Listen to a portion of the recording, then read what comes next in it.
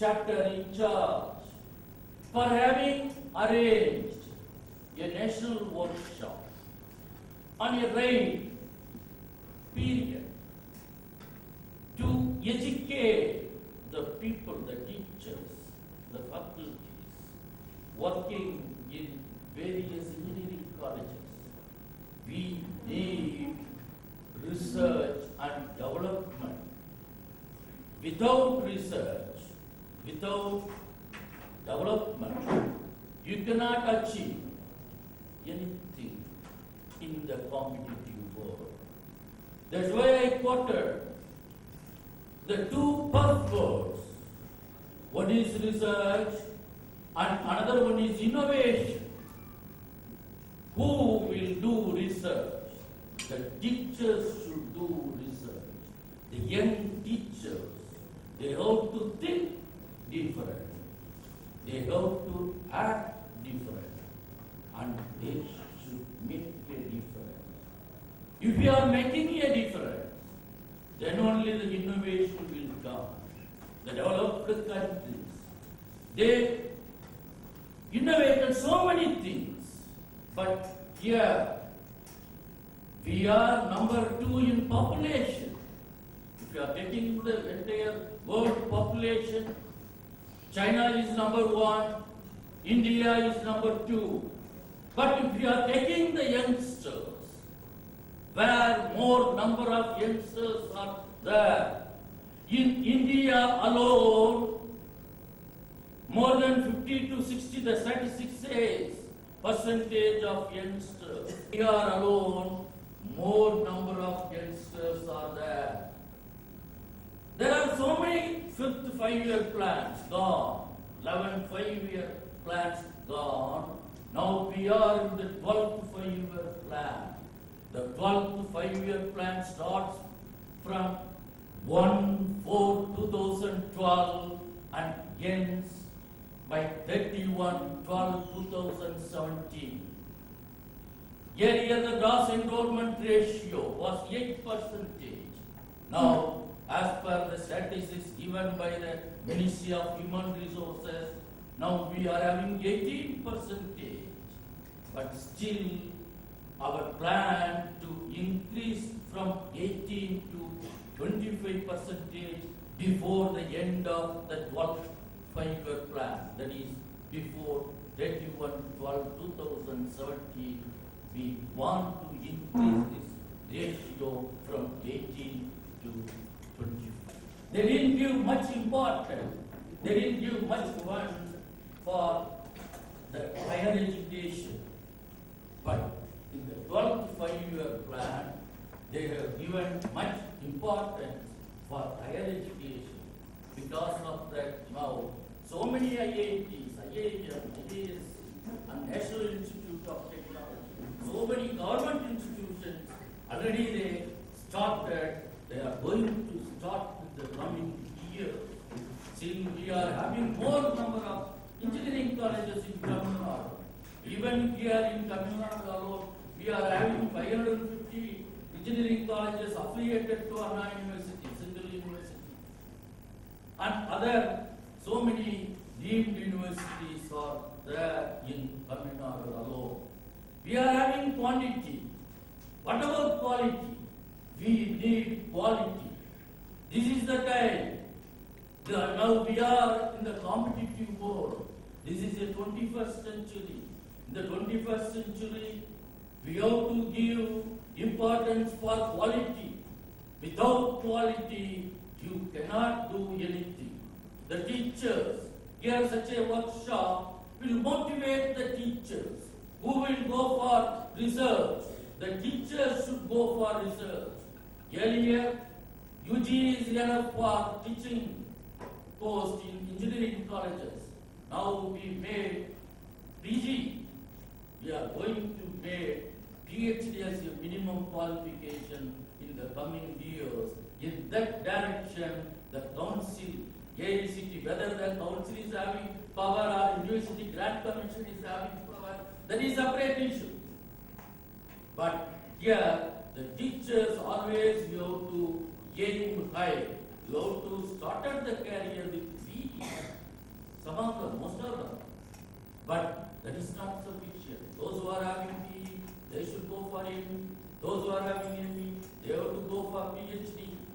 then only the teachers will move towards the research side.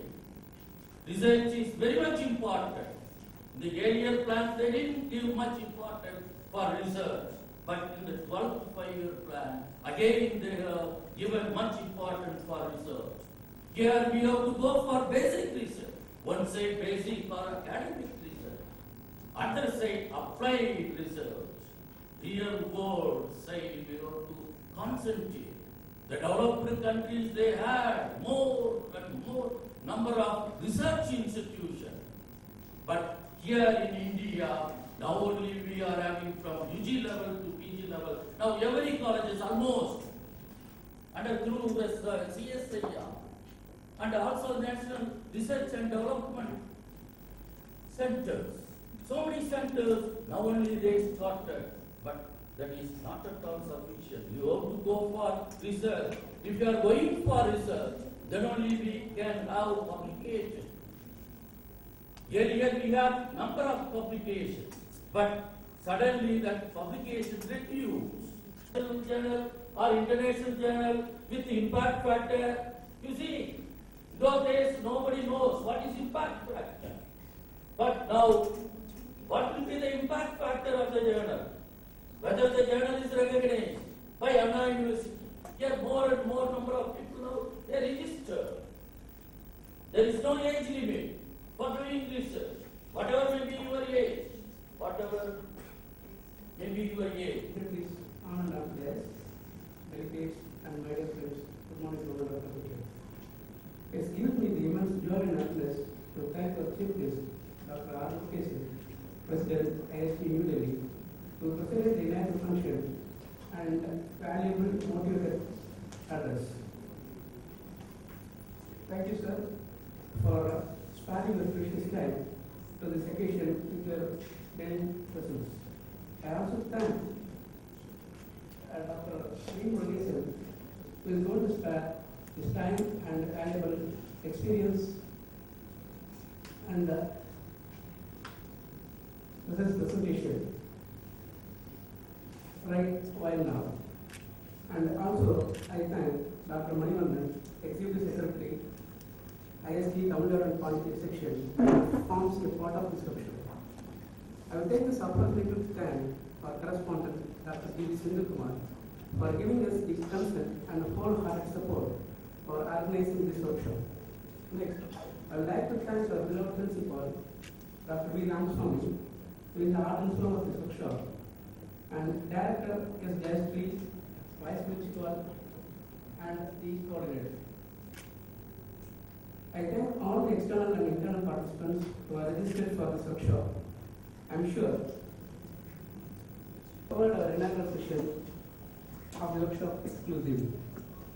Thanks to her who have contributed towards the meeting, this inaugural session a grand success. Thank you.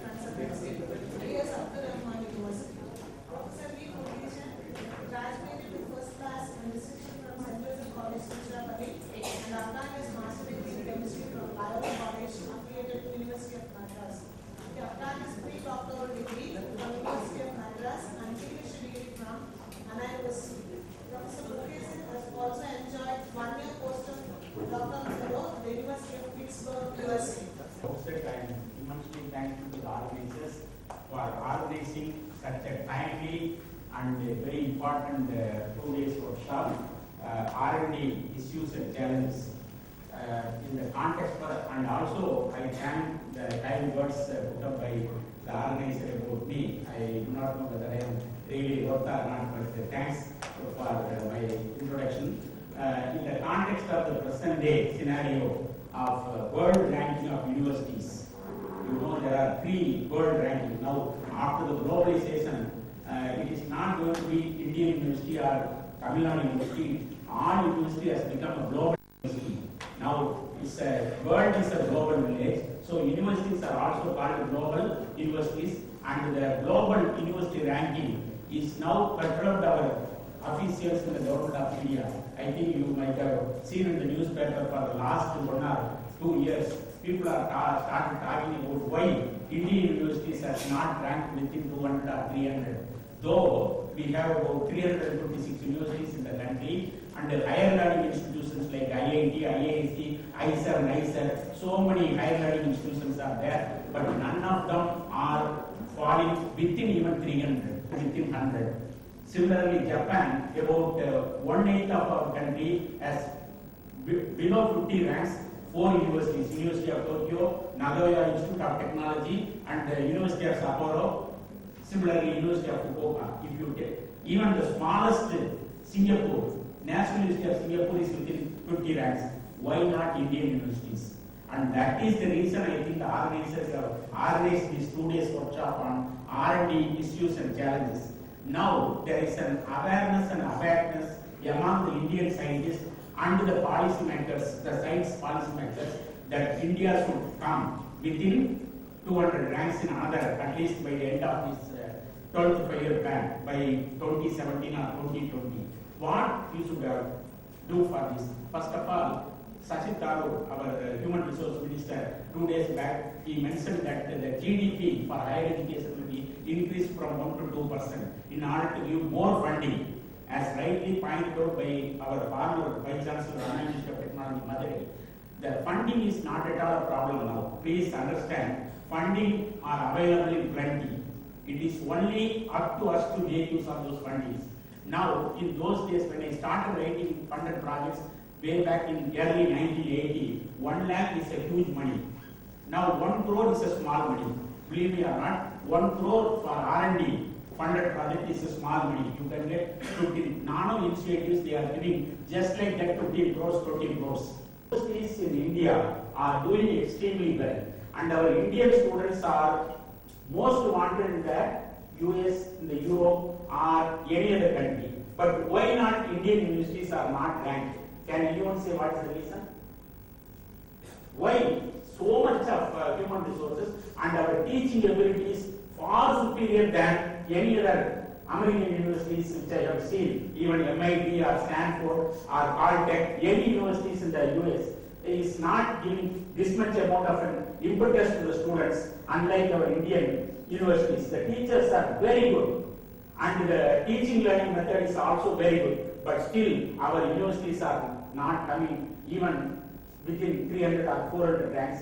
The pity is that the criteria by Shanghai World University ranking, that is the first ranking which is given. The Chinese university has started giving World University ranking for the universities across the globe, then QS ranking of universities, then the Times Higher Education University ranking. All these have various parameters, and the first and the foremost parameter is for publications and citations. Indian universities, for more than after independence, for about 50-60 years, we have been teaching universities for the last 50-60 years. Why Indian universities are not coming to the world ranking? Now the time has changed. We have to rise up to the occasion, and we, as rightly pointed out, we have about 60% of the youth in the age group of 30 to 45.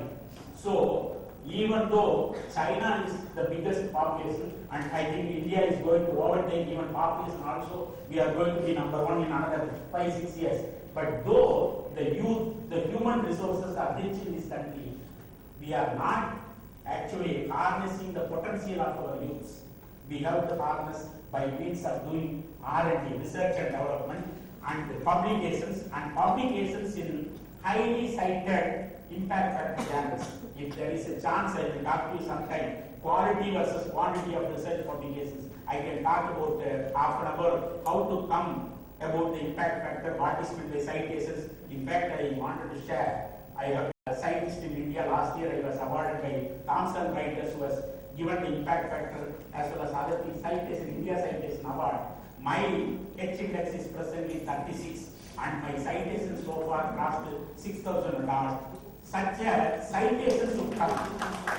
I am the only scientist from Tamil Nadu who secured this India Citation Award by Thomson Reuters. Last year, the same month, I think November 2012, I received the Citation Award from Delhi, and it was a pleasant memory for me because my paper, one of my indigenous Please don't think that I am posing myself.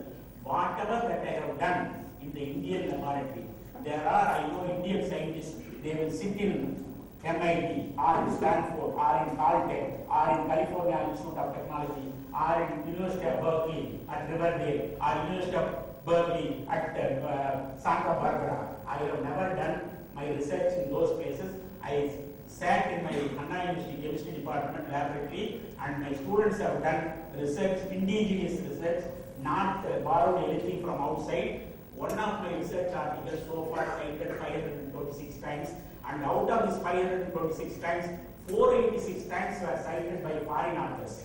Indian authors are cited. It is what we need is only quality. Now, in the time left for 15 minutes, I just wanted to motivate you. Why should we do R&D? Professor Venkatesan, one father, Hirdayam, he used to teach electricity magnetism for them. Whatever the notes that they are giving by Father Hirdayam,